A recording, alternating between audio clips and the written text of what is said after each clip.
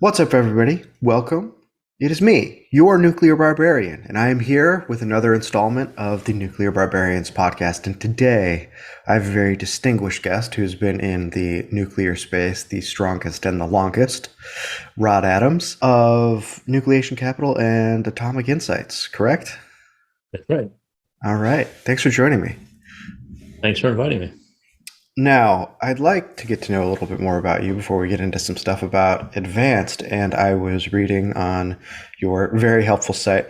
By the way, I was spending some time, I think, a couple weeks ago, going through and reading some of your very helpful stuff on Nixon's Project Independence. So thank you for that, because there's not a lot of information out. So anybody who wants to do historical deep dives, go check out Rod's site. Yeah, there's about 3,000 articles there. So I've been Yeah. doing it a long time. Yeah. And almost 300 podcast episodes.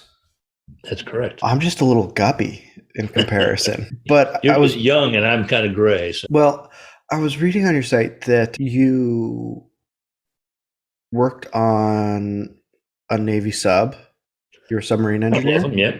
A couple of them, Yeah. yeah. Did a JO tour and an engineer officer tour, which is a department head who's responsible for the whole power plant, plus all the other engineering stuff on board, all the electrical systems, the shitters, the oxygen generators, which I guess are these days more popular known as hydrogen generators, atmosphere control equipment, all that stuff was under my purview.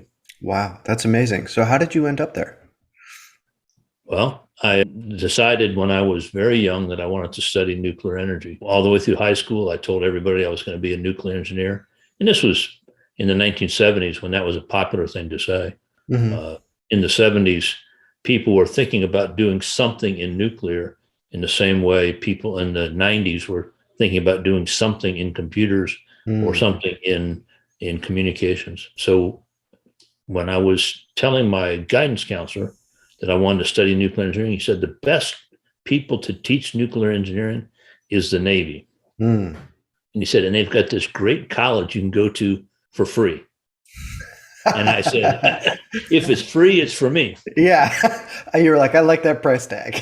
Yeah. And not only that, they paid me. I got a monthly salary Wow. to go to college. It wasn't very big, Sure. granted. You know, it was in a few $100s a month, but it was better than paying for school. And then Mhm. when I graduated from the academy, or close to graduation, I applied for and was accepted to the Navy nuclear power program. Got interviewed by Admiral Rickover. And No way.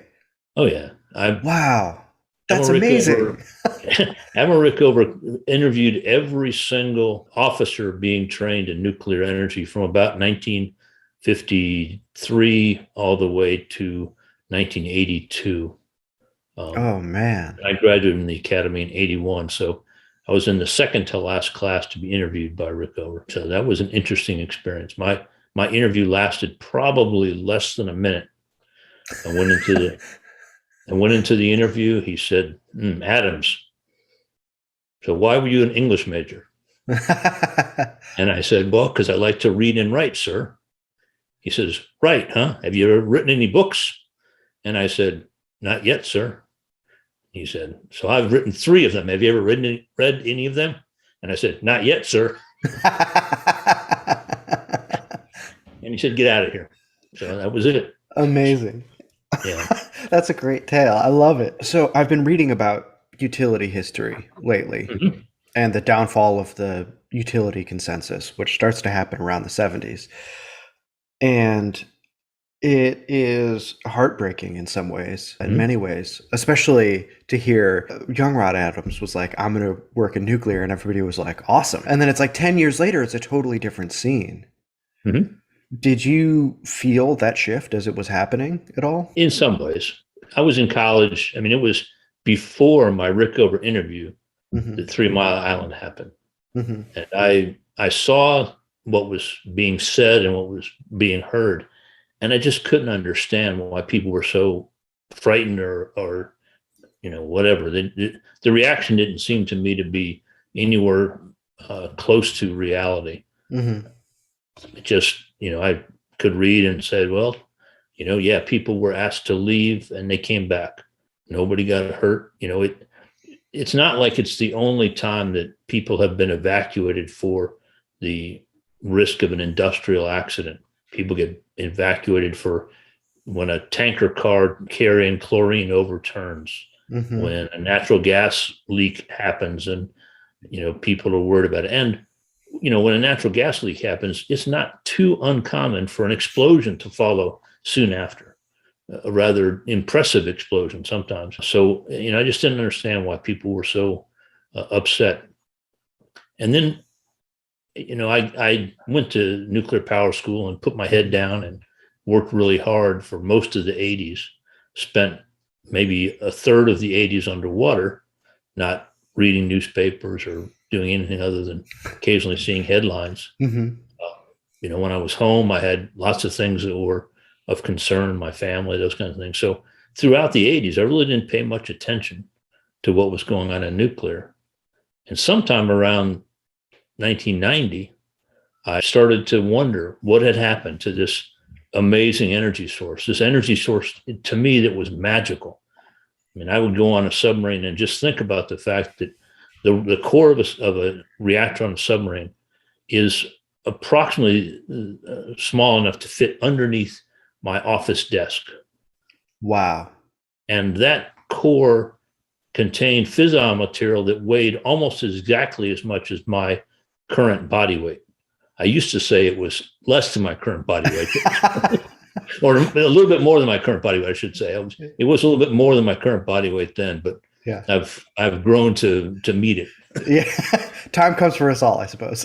and that amount of material powered a 9,000-ton submarine for 14 years without refilling. And it was clean enough for people to live inside a sealed tube underwater with this power plant running. It provided us not only propulsion power that can move our environment at speeds in excess of 20 knots, which is all I'm allowed to say, but it powered our atmosphere control equipment. It powered our oxygen generators, the computers, the refrigerators, the everything that we needed on board a submarine was powered with this emission-free source. And we did have a battery on board.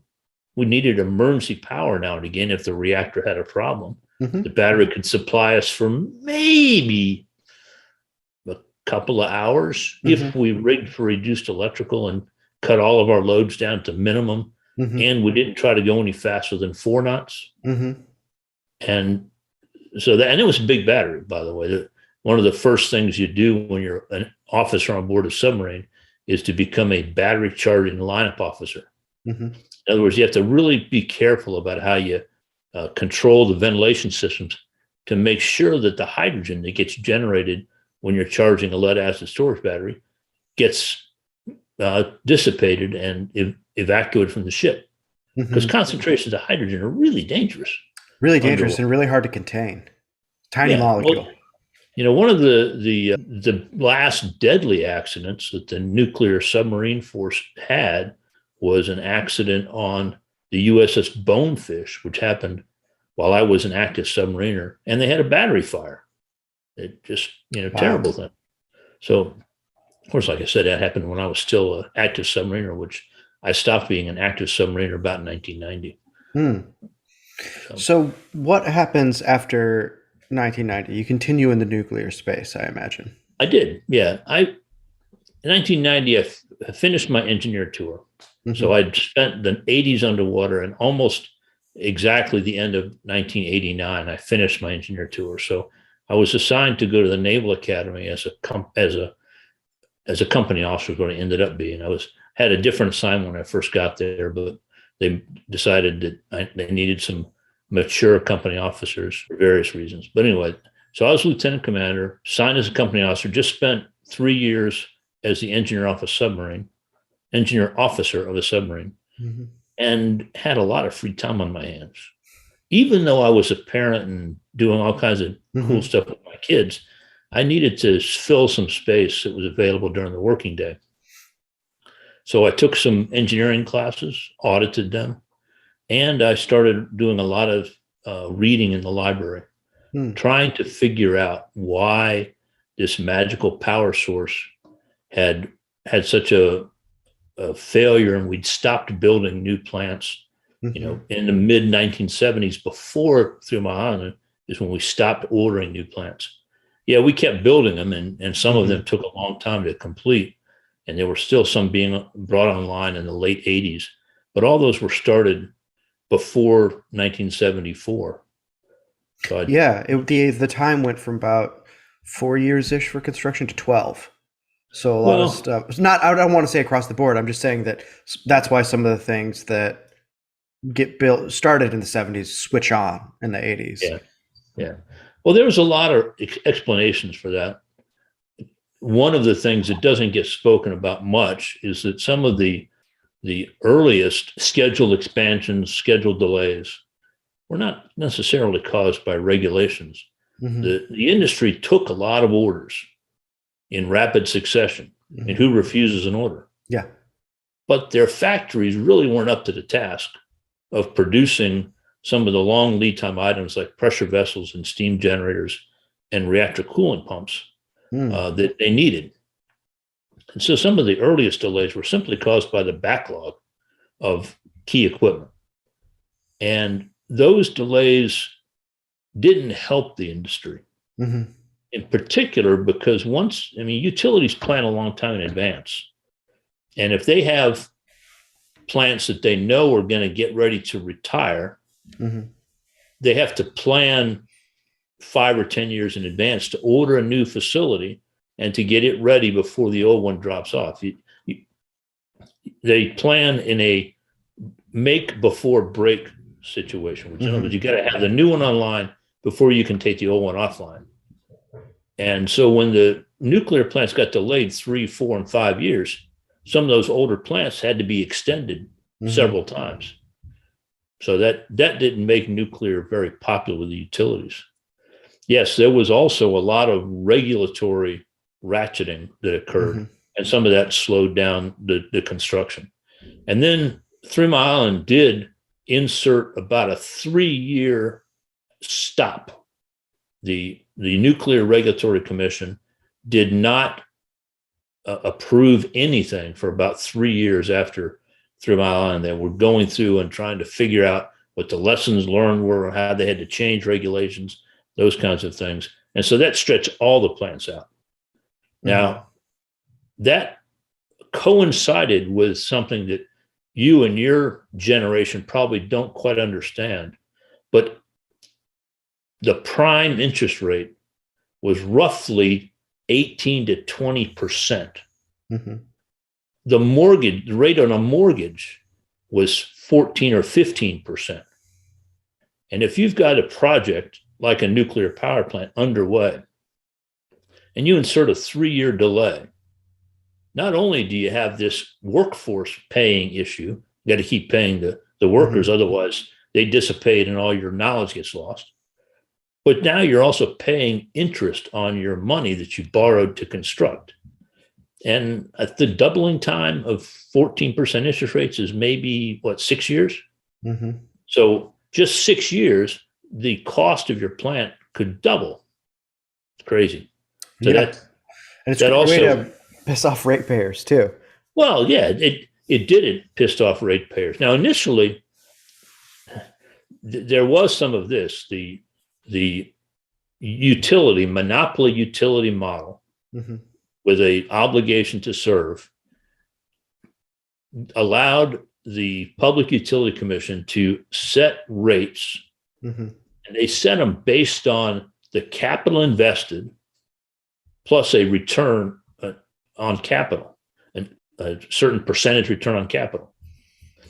So utilities didn't take them long to figure out that the bigger their capital investment, the more their profit. Because if you have a percent of capital investment, well, the number of dollars returned as profit increases as capital investment increases. So they did have a kind of a bias towards more expensive projects. And once they got approval to build a project, they weren't as aggressive as many owners are in keeping their contractors in line. If a contractor came in and said, hey, this cost went up, the utilities, for the most part, were pretty lax about saying, okay, we'll just pay a higher cost. Mm-hmm. Didn't really stop them. And especially if the cost increases was due to a change in federal regulation. Yep. The utility said, we can't do anything about that. We can't question it. The Public Service Commission said, hey, their increase is due to federal regulation changes. We understand that. We accept it. Boom. The rate increase got approved. Nobody fought very hard. So that was a challenge. And all of those things, the scheduled delays, the regulatory ratcheting that increased scheduled delays again, the high interest rates that caused projects to be very expensive, led to a situation where every time a new nuclear plant came online, the first thing the utility did was to go to the Public Service Commission and say, we now have this plant operational. It's in our rate base. Mm-hmm. We need a rate increase to pay for it. So all the customers got taught regularly that nuclear equaled expensive electricity. Yep. So from even outside of all of the opposition that was organized and fighting against nuclear, there was this kind of understandable dislike of continued rate increases and dislike of long projects. Well, and especially because a lot of this hits around the energy crisis when people are getting hammered by stagflation and fuel prices being wild, and there's a lot of political panic over what to do about this as well. And that ended up hitting the utilities hard as well. Sometimes utility executives or the utility elite, whatever we want to call them, were busy putting out fires and couldn't have other fights or advocate for themselves. Well, you got to make sure that you understand the sequence of events. Mm-hmm. The energy crisis, the first one, 73, right? Actually, the first one was 1971 when much of the Northeast ran out of gas and they had to shut down schools and a bunch of other stuff because they just didn't have any natural gas available. And there was reasons for that, regulation, pipeline challenges, whatever. So that was actually a crisis that got people's attention in the Northeast, which includes Washington, D.C. Okay, so then 1973 happens when, among other things, the Arab oil embargo happened and slowed down the supply of oil to the U.S. And that experience, believe it or not, was the instigator for the very first nuclear plant project cancellations. And the project that got canceled was the offshore power systems, which was supposed to be offshore the U.S. manufactured plants by Westinghouse and Tenneco, which is a shipbuilding company. And they were supposed to supply New Jersey with power. A public service in New Jersey was the purchaser. Well, the Arab oil embargo reduced the flow of oil to the refineries in New Jersey to the point where New Jersey says, we don't need this electricity. We don't have any customers for it because the flow of oil meant that the refineries got shut down. So they said, hey, we don't want to keep paying for these new plants if we don't have enough demand for what we have already. So they canceled the nuclear plant orders, even though it was an oil crisis that was causing this. The nuclear plants got the brunt of it. In 79, of course, there was the Iranian Revolution, which coincided almost exactly with 3 Mile Island. And between the two of those, yes, the utilities got distracted by another bump in oil prices. Whenever oil prices go up, natural gas prices go up as well. Coal prices say, hey, we've got more room, we can raise our prices, and all that stuff happens. And yes, the utilities got into deep trouble. There was a lot of effort done in the late 1970s and early 80s to help the utilities survive. I remember there was a time when the tax law said that if you invested in utility stocks, you could get X number of dollars of dividends tax-free. It's one way to help the utilities. I remember that because I was kind of interested in investment. One of the neat things about graduating the Naval Academy is I graduated with no debt and a little bonus to start nuclear power school. So that's nice. Well, so you're looking back on this in the 90s. You're starting to understand what happened. And then Is that when you start taking a look at advanced? Are people having that conversation, or does that take a little while for you to start Well, moving there? I don't know about people, but I started having this conversation internally with me. Okay. I mean, I said, what is it that nuclear needs to be able to succeed better? Hmm. And it appeared to me that the best answer was to build simpler systems that took less time and could meet different market demands. Hmm. That's just the way I looked at it. I looked at submarines and understood their power systems and thought of them as fairly simple, but still pretty complicated. Hmm. And the biggest weakness to me in the nuclear propulsion system that I knew was the steam plant. Hmm. Because the reactor plant, I spent almost no time, maybe 3 to 5% of my time, Hmm. doing anything with the reactor plant itself. Yeah, we had to work on the control systems and a few other things, but the coolant pumps, the steam generators, the reactor core vessel, the thing took care of itself. It just Hmm. worked and kept working. The steam plant, on the other hand, was a maze of pipes, valves, turbines, heat exchangers, and all those things needed constant maintenance. The heat exchangers, they had salt water or river water on one side and pure water on the other side, and the side that had the salt or river water had to be cleaned regularly. And cleaning some small heat exchangers, no big deal. Cleaning the main condensers, that was a big deal. Took a lot of time. It's kind of a pain in the ass. That's all I can say. And I mean, we had to fill this steam plant with very pure water. It wasn't enough to run it through to produce fresh water from an evaporator. You had to run it through ion exchangers to make it really pure, because steam plants don't like anything other than pure water and some corrosion control chemicals going through the steam generator. Because the steam generator is this great big evaporator which concentrates anything that goes in.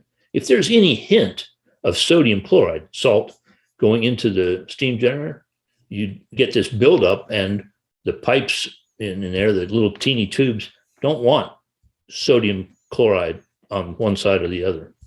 They tends to produce leaks and corrosion cracking and all that kind of stuff. So you had to pure water. So all that told me that the steam plant was really the weak spot.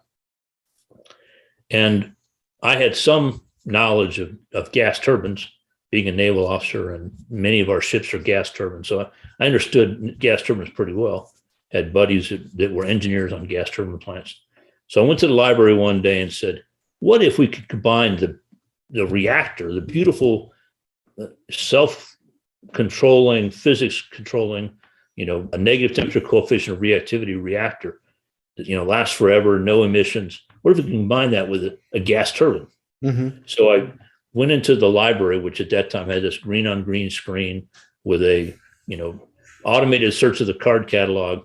And I typed in nuclear and gas turbine and came up with search results, and realized that this was a real thing that had been thought about for many years, from the earliest days of nuclear, that the nuclear heat source could match very well the Brayton cycle gas turbine.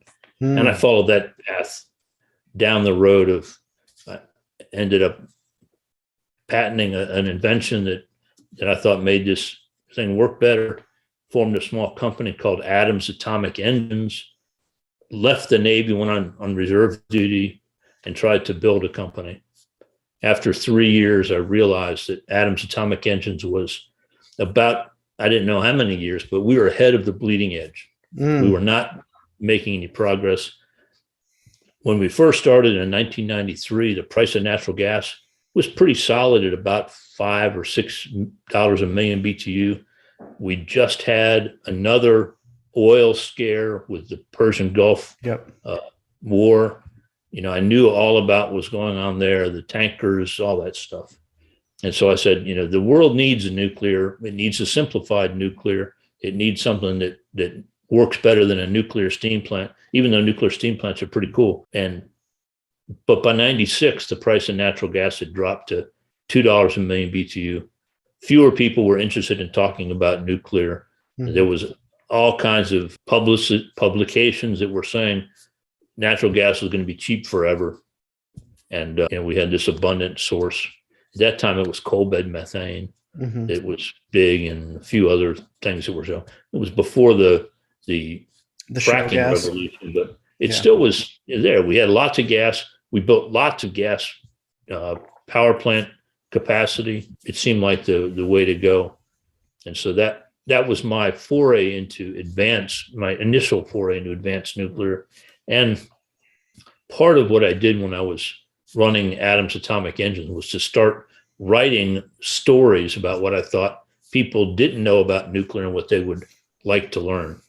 Did history deep dives into the Army nuclear power program, which was a program of building 6 small reactors of various sizes and shapes, deploying them in interesting places like Antarctica, Greenland, Alaska, Greenland, Wyoming, and right outside Washington, D.C.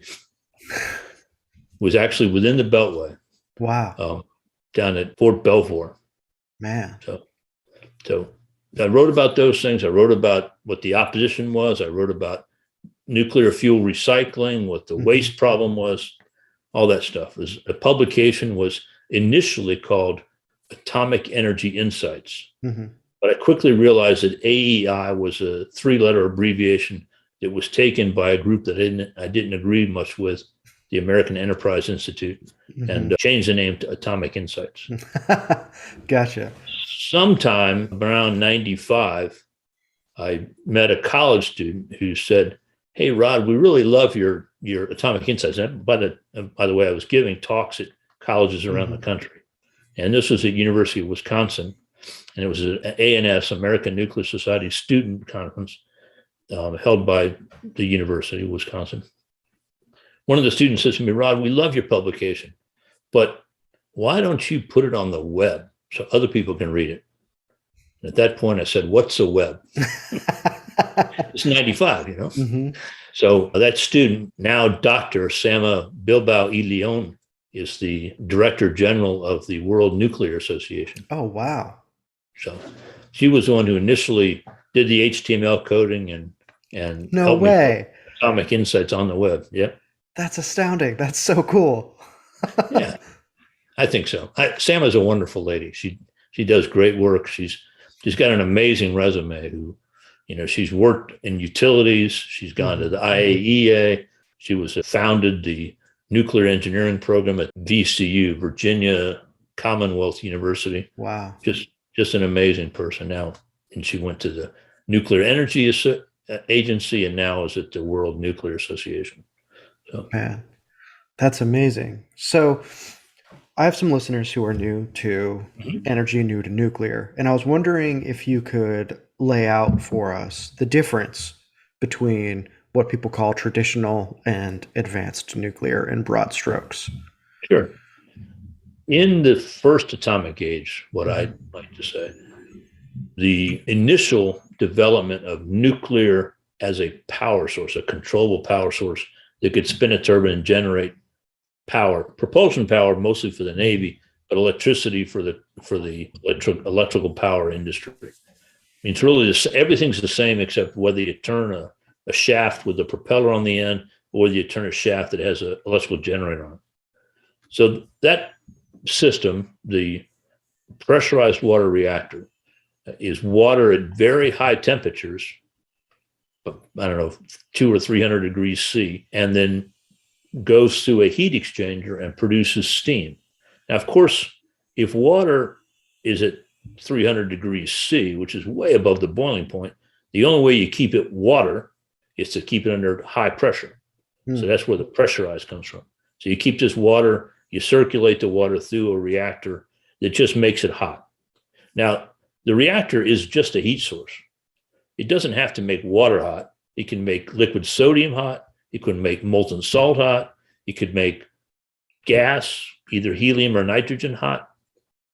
So that's the basic, though. The old style, the first ones were built were pressurized, were first ones that were built in large numbers.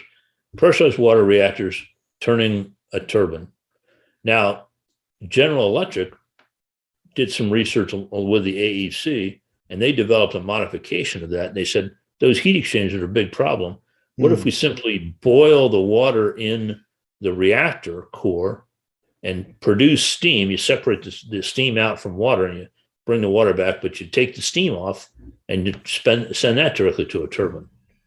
That works fine. Boiling water reactors are about 1/3 of the reactors in the US, and roughly 1/3 of the reactors in the whole world are boiling water reactors. They don't have that heat exchanger, which it gets rid of some complexity and reduces the cost, but it comes with a price because the steam coming out of a boiling water reactor is not separated from the reactor. It's through the reactor, so it contains radioisotopes. It is radioactive steam that comes out of that boiling water reactor, goes to the turbine, and then comes back into the reactor system. So those two systems are pretty much the traditional nukes. And when people were developing those two technologies, this is mostly US. There's some other, I don't want to make it too complicated. There was heavy water reactors in Canada. There's air-cooled reactors in France. There were CO2-cooled reactors in Great Britain. But the pressurized water and the boiling water reactor pretty much overtook the whole industry. And when they were developing those, the mantra was the economy of scale, meaning that if you built the reactor bigger, the cost would not grow at the same rate as the size of the reactor. And I don't remember what the conversion is, but you could double the power output and maybe increase the cost by 30% or 40% or 60%. But so if you double the power output, you get double the revenue. So they say that you make these cheaper, you build them bigger and bigger. And the first reactor that was built for commercial use, the demonstrator, was only 60 megawatts, the shipping port reactor. Yeah. It was eventually uprated to 100 megawatts, but it was pretty small. Then there was a few others that were in the 200 to 300 megawatt range, moved up quickly to the 500 to 600 megawatt range, scaled those up to about the 800 megawatt range. And by the end of just a decade, reactors had gone to over 1,000 megawatts. And of course, there's a certain, assumption in engineering textbooks that costs don't scale as fast as size does. But the experience showed that costs scaled even faster than the size scaled, because one of the fundamental things you have to do in nuclear engineering is to make sure that that heat source that you really love most of the time, you want it to produce heat efficiently and make sure that all the heat gets contained in the system and gets utilized. All that's important. But if the reactor is shut down, you need to make sure that the heat that continues being generated is effectively removed so that the temperatures inside the reactor don't get to a point where the reactor fuel gets damaged.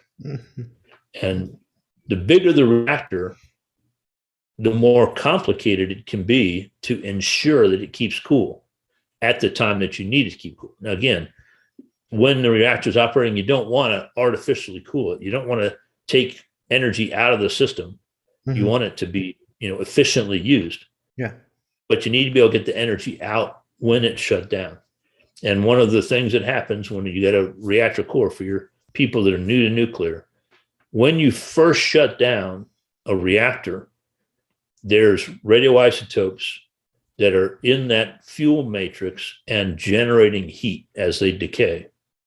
Immediately after shutdown is roughly 7% of the power of the reactor. Now, it doesn't take very long for that stuff to decay down to about 1%, maybe a couple of hours, and it's follows a trajectory down. And once you get down to below 1%, it's not quite as hard to get the heat out, but you got to get the heat out when it's generating at high rates. Even when it gets down to 1%, That's still a lot of megawatts. Mm-hmm. 1% of 1,000 megawatts is 10 megawatts. 10,000 watts, right? 10, Mm-hmm. no, 10 million watts, 10 million watts, 10,000 kilowatts. Mm-hmm. That's a lot of heat, and you got to take it out.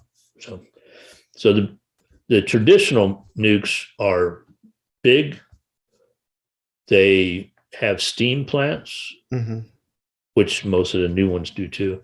They have steam plants. They have large, thick-walled pressure vessels. They have very careful procedures for operation, which is important. They have very high quality standards and an extensive quality assurance and oversight program. All of those are part of what has made nuclear such a thing, but some of those actually contribute to the cost and complexity of new nuclear. Hmm. And so the advanced difference is that these are, I think you said earlier, simplified and have worked around some of these issues. Mm-hmm. Yeah. When you go to, and many people criticize us for saying they're advanced because the basic systems have been invented many years ago. They've been, in many cases, tested, etc. Mm-hmm. But in my view, advanced means modern. Mm-hmm. And even though the internal combustion engine, the Wright brothers built their own internal combustion engine for their first plane, and Daimler-Benz was building internal combustion engines in the 1880s. I wouldn't open the hood of my brand new car and say it wasn't an advanced engine. Mm-hmm. All kinds of things that had been improved, different control systems, different materials, different functions, ways to improve fuel economy, all that. It's an advanced engine. Mm-hmm. Just because it's an IC just doesn't matter. It's still advanced. So if you take the old ideas and you bring them up to date, they're advanced. There are advanced pressurized water reactors out there. The AP1000, the APR 1400, the VVER 1200, the EPR, those are all advanced, impressive machines.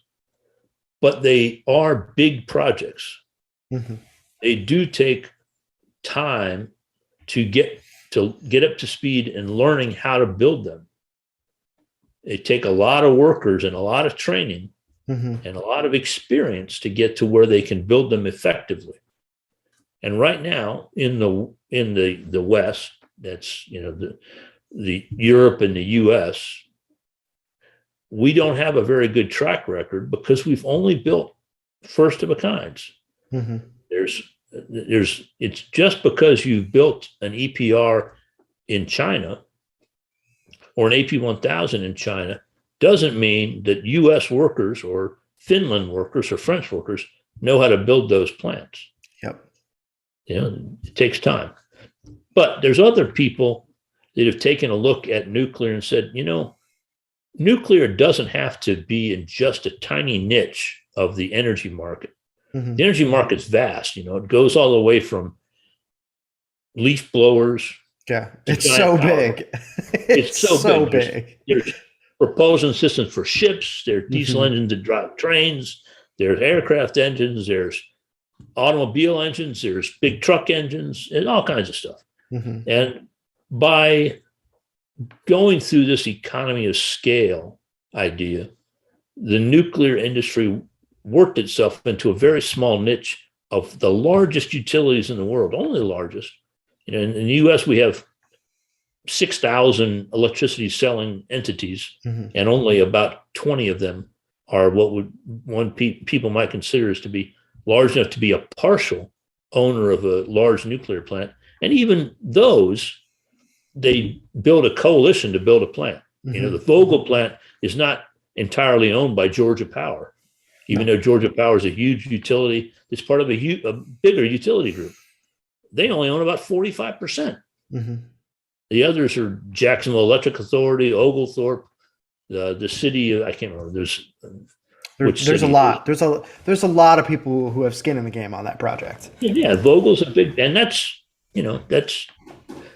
when you have the idea that you need 1,000 or 1,200 megawatt plant to be effective, almost anybody would say you need to build two of a kind at least on the site to get some economies. That single unit sites are I shouldn't say very, they're uneconomic because they have to carry the whole overhead on the output of a single unit. So, and that's the U.S. nuclear industry has recognized the challenges associated with single unit sites for a long time. Mm-hmm. So we always try to build two of a kind, which means you have to build a 2,400 or 3,200 megawatt facility. It's an EPR. Yeah. Okay. So again, people looked at that. A lot of entrepreneurs have said, hey, we like nuclear. We think there's room for an expansion of the product line. There's room for other sizes and other specialized capabilities. And so there are people that looking down in the micro reactor range at the 1 to 5 megawatts per unit. There's people looking at the small modular reactor, small manufactured reactors, what I like to say SMR stands for, in the range up to about 300 megawatts, and then there's some medium reactors. One of the more famous ones these days is the Rolls-Royce project. It's about 450 megawatts. They kind of call it an SMR, but it's a medium reactor, 450 megawatts, and it's going to be manufactured mainly, and so, but wide range. Yeah. Again, the advanced reactors can be cooled by liquid metal. There's several sodium-cooled reactors. There's a number of them that are molten salt. There's some that are gas-cooled, and even at least one that's a direct cycle gas turbine, very similar to the Adams engine. Wow, no way. That must feel good. Yeah. So let me ask you this. I'm taking a look at what just happened in the NRC. I felt, personally, I don't know how they felt, but I felt frustrated and heartbroken. I'm not even involved, because I just want nuclear to be built so badly. Yeah. What are the challenges? I know what the challenges are for big nuclear, and there are a lot, especially because the utility game has changed. It's not we live in a post-PURPA world where we have totally, as you said, widely varying amount of generators who provide electricity, people who sell it, etc. So what are the issues that are obstacles for advanced right now? One of the big challenges is something that's going to be corrected. It's just going to take time to do it. And that is that the Nuclear Regulatory Commission has spent its time since its founding in 1974, developing the procedures for reviewing and approving the safety of large light water reactors. They have all of these regulatory guides and documents that are in their library that help their people understand exactly how to review and approve. They've got computer codes, they've got all kinds of stuff that's in that infrastructure. They have some experience at looking at other types of reactors. They have some gas-cooled experience, they have some liquid metal experience, but they've never actually approved it. Of course, to be honest, they've only approved a couple of large light water reactors. The only large light water reactor projects that have been submitted under the Nuclear Regulatory Commission, in other words, since the time that they were broken off from the Atomic Energy Commission in 1974, the only new reactor application has been submitted and almost completed is at Vogtle.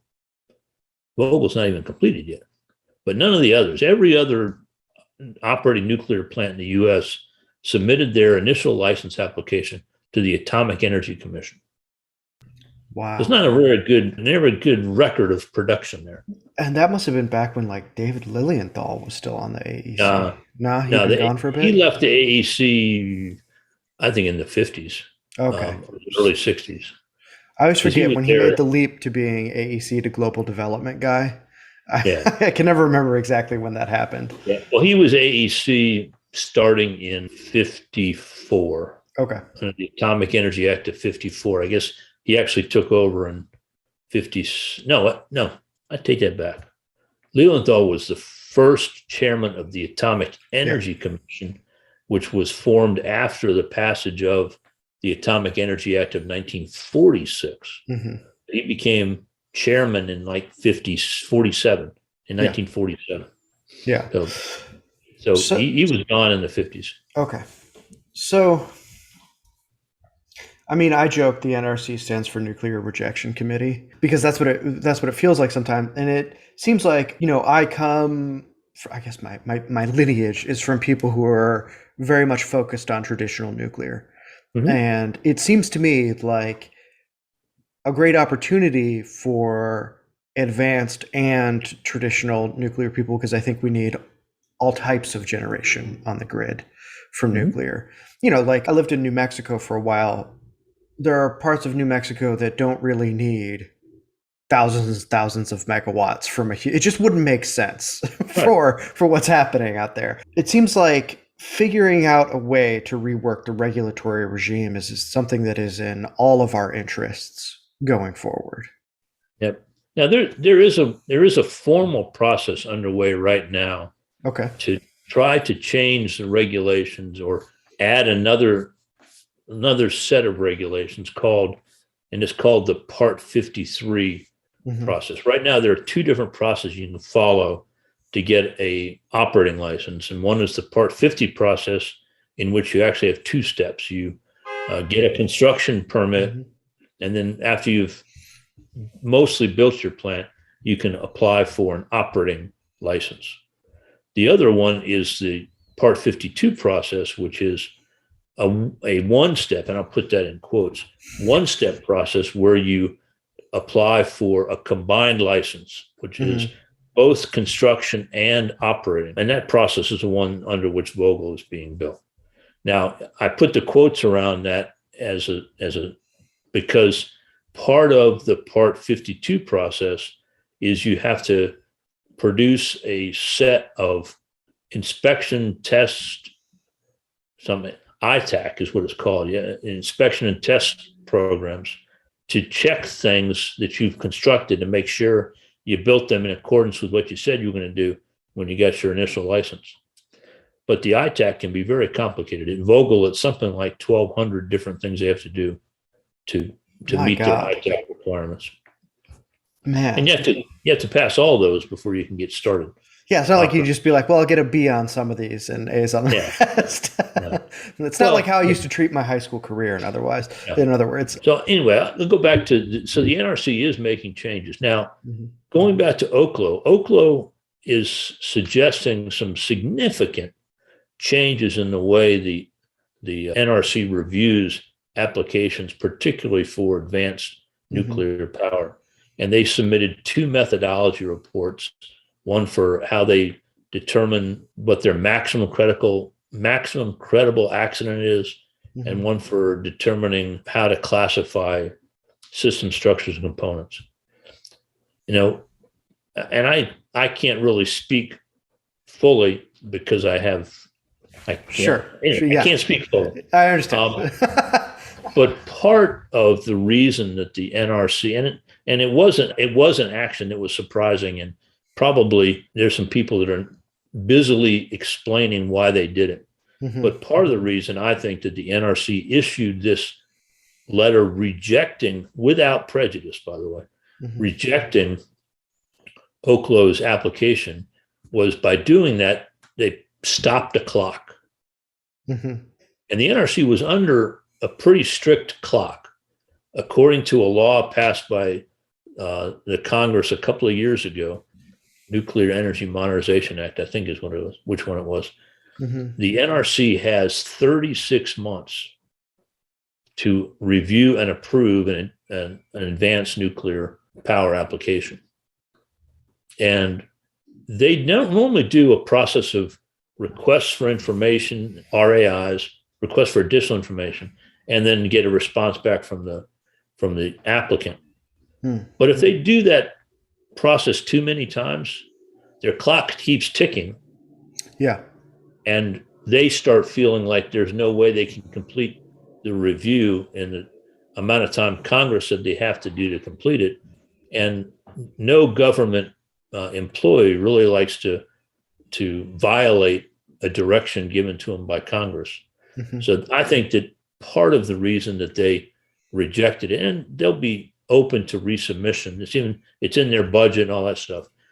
They'll be open to resubmission at certain time, but that process will not count against their 36-month time limit. And I don't know if they're going to have to go back to day one or not. Yeah, I guess we'll find out. But, I'm still very encouraged by what Oklo is doing. I think they're a group that's not afraid to lead, not afraid to push the envelope. And if you're pushing the envelope, you can't be surprised if the gatekeepers push back a little bit. Yeah, they're keeping the gate after all. You have to keep pushing. You have to keep pressing your way through the gate and opening it up. And one of the things I like about Oklo is that they're opening up for everybody. Mm-hmm. They're documenting what they're doing. They're filing topical reports that can then be referenced by others once they get approved. That stuff. So, I'm still encouraged. I'm not, no reluctance. I'm still very encouraged by what they're doing. I have a great deal of admiration for them. Their initial system, and they've been pretty open about their philosophy of development. They like the way Tesla grew by first producing a very small, simple, but sexy as hell car that got people who were willing to spend $150,000 or $140,000 on this super looking, easy to build, sharp, vehicle. And that revenue that they generated from that, and the buzz and all the other things they generated from that, those roadsters allowed them to build out a more complete car line. And now I think they're the most valuable car company in the world, even though they don't produce as many vehicles as, say, a GM or a Toyota. People admire what they did, but their strategy was what I call the early adopter strategy. Find somebody who really needs what you can do, what your system does. They don't have any they either do it because it's really cool, or they do it because they have no other options. And Oklo's first systems are designed to supply power in regions where the only option right now is a big diesel engine with fuel that has to be delivered from hundreds to thousands of miles away. They're not competing against cheap natural gas grid, right? Exactly. So there's big incentives to adopt what they're making. I mean, I very much admire the process as you've outlined it as well, especially having the documentation for other people to reference and stuff like that. That is a scouting mission that we should all feel grateful for. So before we wrap up, because this has been excellent, I feel like I could pick your brain about utility stuff for hours, honestly. But what are some closing ideas you want to leave listeners with about the future of nuclear? One of the things I'd like to mention to people is there is a tremendous amount of momentum being built, and it's not necessarily as visible as it will be in just a few more months, maybe a few years. But many minds are being changed about nuclear based on, all of its advantages, but the most exciting benefit, the one that's really generating people's movement, people's changing the mind, is nuclear's ability to generate power without air pollution and without emissions. Climate change is a big deal, and there's a lot of people who really want to address that problem, and they're recognizing that the other alternatives can't do it by themselves. So like the European Commission had been through a very contentious process of developing this thing called the Sustainable Activities Taxonomy, and often just referred to as the EU taxonomy. And nuclear is in the mix as of the 31st of December of last year, so 2021. It's been discussed. It's not quite final yet, but it's pretty solid that nuclear is going to be recognized as a sustainable activity, which makes it eligible now for all of the funds that people designate for ESG friendly investments. That's environmental, social, and governance. It's a huge deal. Another thing I want to mention is these advanced nuclear companies, many of them are startups. They are going through the startup evolution in ways similar to all of the successful tech companies that come out of Silicon Valley. And in some cases, that's where they're headquartered. And Oklo is one of them. They're finding people who understand the importance of groundbreaking technology, of disruptive technology, and entrepreneurs who can build a team from scratch to come up with products that meet what the market needs. Now, I'm saying this because I'm going to take a little bit of time for a very short ad. You mentioned that I am now at Nucleation Capital. We're a partnership that has developed a fund that is investing specifically in advanced nuclear and deep decarbonization. My partner, Valerie Gardner, is a tech entrepreneur, has been a investment advisor for the last 20 years, and started trying to figure out exactly how you would build a balanced portfolio with a big energy sector, like an energy sector roughly equivalent to the size of the energy sector in the global market, but do it in a way that takes out fossil fuels. And she said, you can't do that with wind and solar. You got to go to what can actually generate competitive power. And so she recognized that nuclear is the way to go. A little bit unusual for a tech entrepreneur, a resident of Atherton and Silicon Valley, and it's a little bit outside of the milieu, but she's a bright, independent thinker.